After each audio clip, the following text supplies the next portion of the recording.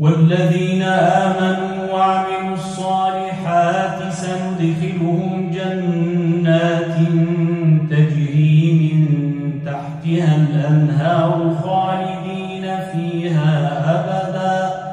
وعد الله حقا ومن أصدق من الله قيلا ليس بأمانيكم ولا أماني أهل الكتاب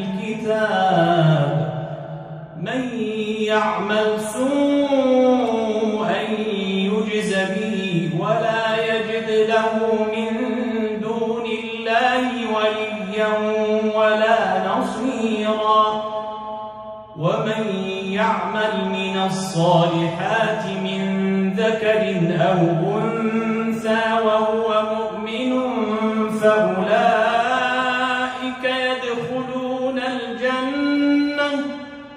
فأولئك يدخلون الجنة ولا يظلمون نقيرا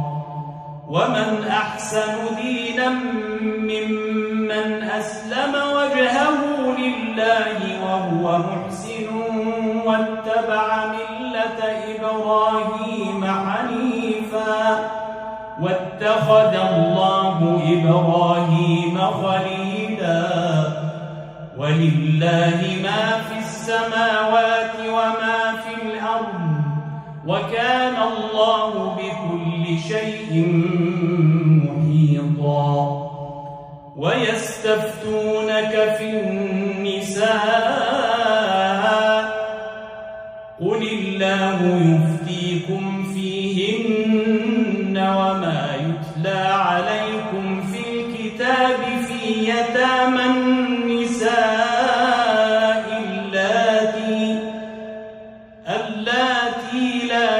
تؤتونهن ما كتب لهن وترغبون أن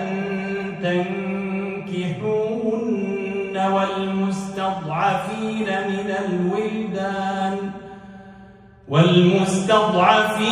من الولدان وأن تقوموا لليتامى بالقسط وما تفعلوا من خير فإن الله كان به عليما وإن امرأة خافت من بعلها نشوزا أو إعراضا فلا جناح عليهما أن يصلحا بينهما صلحا والصلح خير وأحضرت الأنفس الشح وإن تحسنوا وتتقوا فإن الله كان بما تعملون خبيرا ولن تستطيعوا أن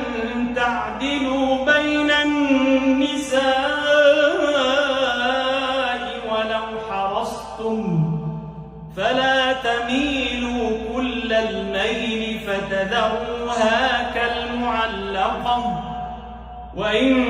تصلحوا وتتقوا فإن الله كان غفورا رحيما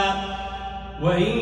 يتفرقا يغن الله كلا من سعته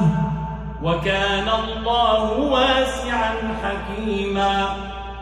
ولله ما في السماوات وما في الأرض ولقد وصينا الذين أوتوا الكتاب من قبلكم وإياكم أن اتقوا الله وإن تكفروا فإن لله ما في السماوات وما في الأرض وكان الله غنيا حميدا ولله ما في السماوات وما في الأرض وكفى بالله وكيلا إن يشأ يذهبكم أيها الناس ويأت بآخرين وكان الله على ذلك قديرا